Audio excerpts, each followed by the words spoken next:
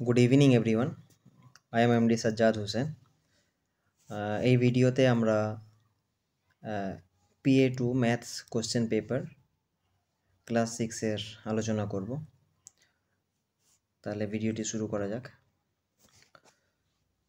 এখানে যেগুলো হাইলাইটেড আছে সেগুলো শুধু আমি আলোচনা করব, কারণ এই কোশ্চেনগুলো বেশিরভাগ স্টুডেন্টই ভুল করেছে, আর বাকিগুলো যেগুলো ঠিকঠাক করেছে সবাই মোটামুটি, সেগুলো আমি আলোচনা করব না এই ভিডিওতে, নাহলে ভিডিওটা অনেক লেন্দি হয়ে যাবে। তাহলে সময় নষ্ট না করে ভিডিওটি শুরু করা যাক।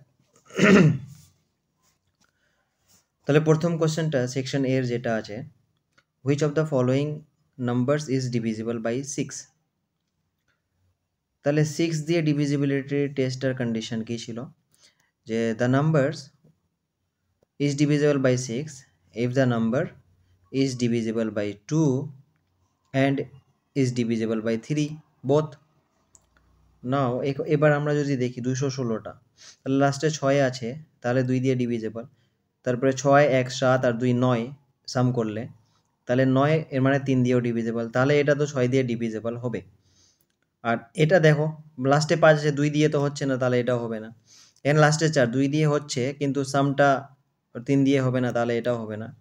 এখানে লাস্টে 2 আছে, 2 দিয়ে ডিভিজিবল হবে, কিন্তু 2 + 1 3 + 2 5, তাহলে 5 হচ্ছে 3 দিয়ে ডিভিজিবল নয়। তাহলে এটার অ্যান্সার হওয়া উচিত ছিল 216। তারপরের কোশ্চেনটা যেটা আলোচনা করব, which of the following is a perfect number. তাহলে আমাদের জানতে হবে পারফেক্ট নাম্বার মানে কি। পারফেক্ট নাম্বার মানে হচ্ছে সেই নাম্বারগুলো যার ফ্যাক্টরসগুলোর সাম করার পরে ডবল করলে ওই নাম্বারটার দ্বিগুণ হয়। যেমন ধরো 2 যদি ধরি, তাহলে 2 এর ফ্যাক্টর কি আছে 1 আর 2, তাহলে 1 আর 2 এর সাম করো, তাহলে হচ্ছে 3 হবে, 1 + 2 3।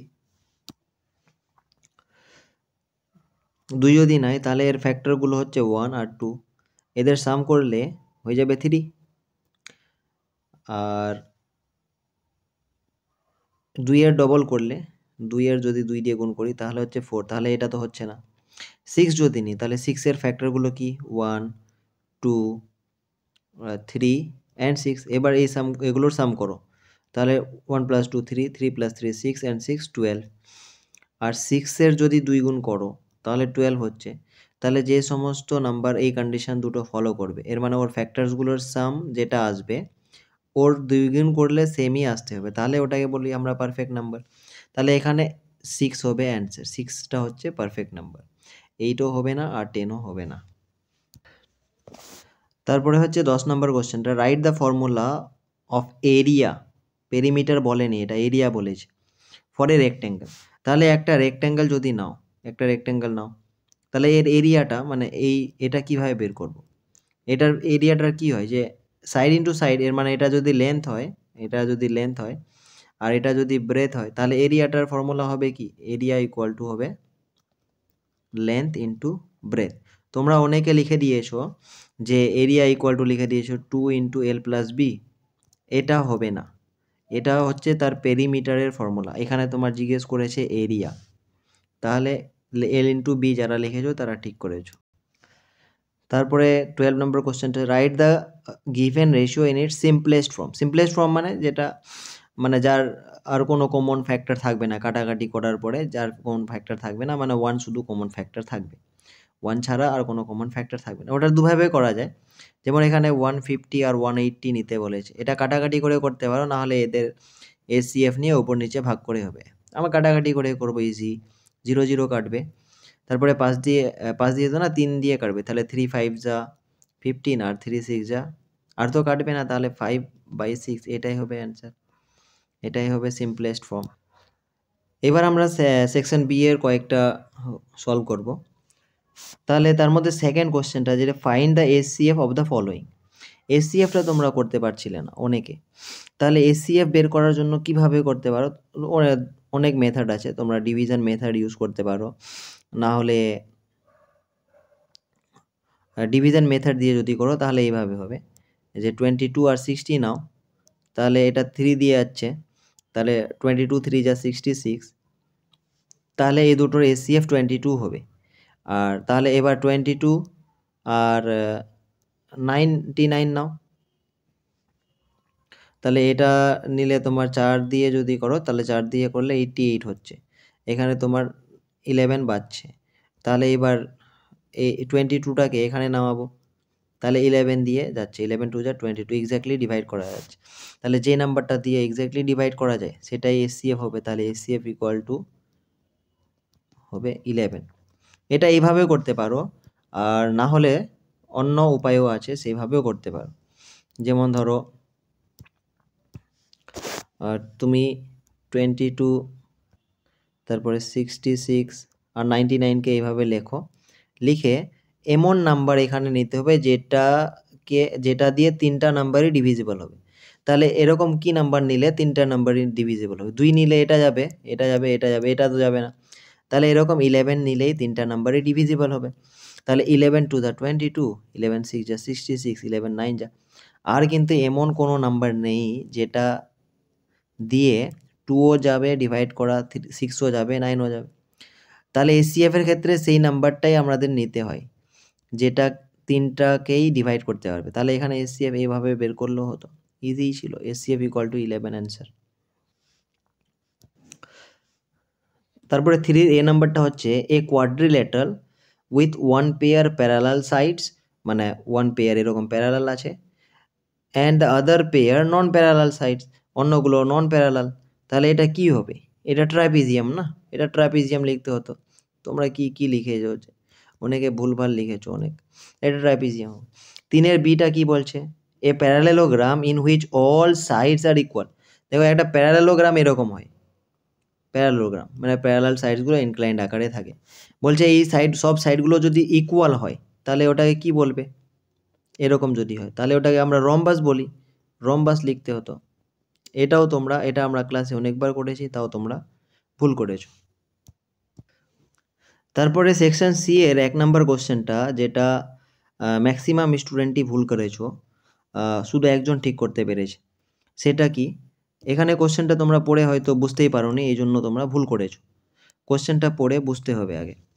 এ square of area 36 centimetre square, মানে একটা স্কোয়ার আছে, এরকম একটা স্কোয়ার আছে যার এরিয়াটা বলে দিয়েছে 36 সেন্টিমিটার। যার এরিয়াটা মানে এটার হচ্ছে 36 সেন্টিমিটার স্কোয়ার। বলছে has the same perimeter as that of an equilateral triangle, মানে এর যে পেরিমিটারটা হবে, এর যে পেরিমিটারটা এটা আর একটা ইকুইল্যাটারাল ট্রায়াঙ্গেলের পেরিমিটারটার সাথে সমান বলছে। তো এর পেরিমিটারটা 36 নয়, তো এর পেরিমিটারটা কত ওটাই তো বের করতে হবে। ধরো স্কোয়ারটার যদি সাইড এ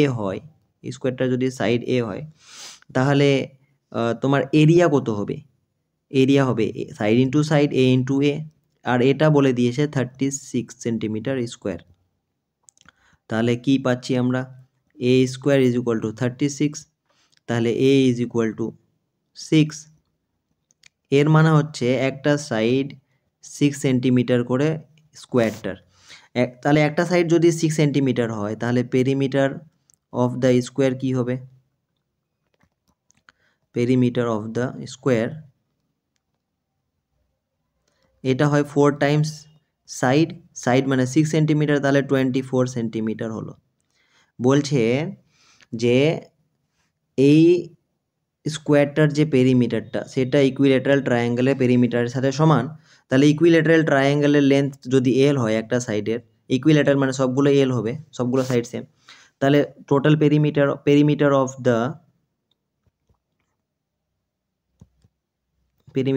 দ্য ট্রায়াঙ্গেল কত হবে? পেরিমিটার অফ দ্য ট্রায়াঙ্গেল হবে এল প্লাস এল মানে 3L হবে। আর এই 3Lটা স্কোয়ারের পেরিমিটারের সাথে সমান, মানে 24 অ্যাকর্ডিং টু কোশ্চেন। তাহলে এল ইকুয়াল টু কত হবে? 24/3, কাটাকাটি করলে 8, তাহলে এল ইকুয়াল টু হয়ে গেল 8 centimetre. What is the length of the side of equilateral triangle? So the length of the side of the equilateral triangle is 8 centimetre. এটা অনেকেই ভুল করেছো। আর তারপরে কোশ্চেনটা সেকশন সি এর 2 নম্বরটা, the ratio of men and women teachers in a school is 1:3, মানে main কতগুলো আছে আর ওমেন কতগুলো আছে সেটা আমরা জানি না, কিন্তু এদের রেশিওটা জানি, মেন ওমেনের টিচারের রেশিওটা জানি 1:3। বলছে if there are 36 female teacher, total 36 নয়, 36 হচ্ছে ফিমেল টিচার, মানে ওমেন যেটা ফিমেল ওমেন যেটা লিখেছি, এর মানে আর ওমেনের জায়গায় এখানে কত আছে 3, তাহলে এর মানে 3 ইজ ইকুয়াল টু বলে দিয়েছে 36টা, 3 ইজ ইকুয়াল টু 36টা। বা এটাকে আমি এভাবেও লিখতে পারি যে ধরে নাও মেন ইকুয়াল টু 1x মানে এক্স, আর ওমেন ইকুয়াল টু ধরো 3x হবে, তাহলে 3x ইকুয়াল টু 36 বলে দিচ্ছি, তাহলে x ইকুয়াল টু হবে 36/3, মানে হয়ে গেল তোমার 12। এক্স ইকুয়াল টু যদি 12 হয় তাহলে মেল টিচার কত, মেল টিচার হবে এক্স ইকুয়াল টু 12 অ্যান্সার। তাহলে এগুলো ভুলগুলো ঠিক করতে হবে। আর কোনো যদি অন্য কোনো কোশ্চেন অ্যানালাইসিস করতে হয় তাহলে সেটাও জানাবে, আর ভিডিওটিকে লাইক করে দিবে। Thank you so much.